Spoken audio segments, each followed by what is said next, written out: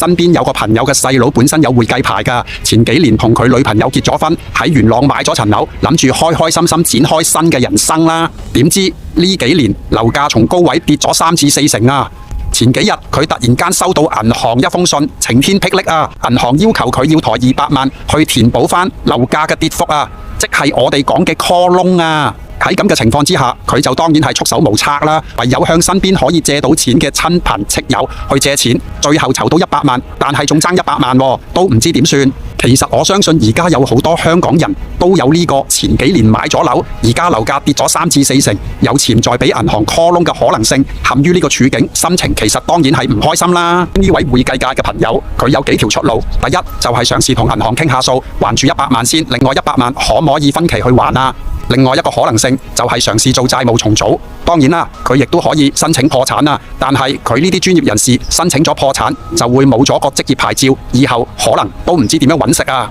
呢啲壓力真係唔係個個受得起啊。我嘗試代入佢個角色，如果俾我會點揀呢？如果我真係抵受唔住呢個壓力，我就不如舉手投降啦，同銀行講嗱，你一係就容許我還住100萬先，另外100萬再睇下點樣處理。如果唔係，我直接申請破產啦。冇咗個牌都冇辦法，破產嘅情況之下，我唔會再受精神壓力嘅影響，我可以當零開始重新起步，因為我始終係30歲啫嘛。當然啦，好多人喺正常情況之下，可能就會俾佢自己擁有一個專業牌照而困死咗佢嘅人生，可能佢就會不斷喺度打轉。我唔可以冇咗個牌㗎，冇咗個牌我點樣可以養妻活兒啊？喺咁嘅情況之下，佢個精神狀態可能就會長期係抑壓嘅狀態，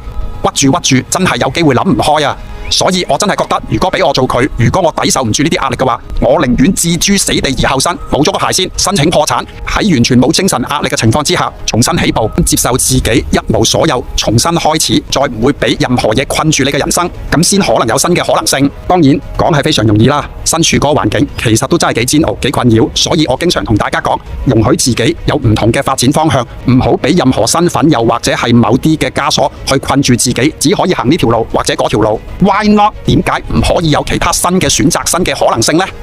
我喺香港占記呢幾年，我都經歷咗唔少低潮。希望透過我嘅分享，可以令到你睇到人生新嘅可能性。希望透過我嘅作品，可以俾你擁有健康與財富。如果俾你做呢位會計師，面對咁大嘅人生挑戰，你會點樣處理啊？留言區同我分享下你嘅睇法啦！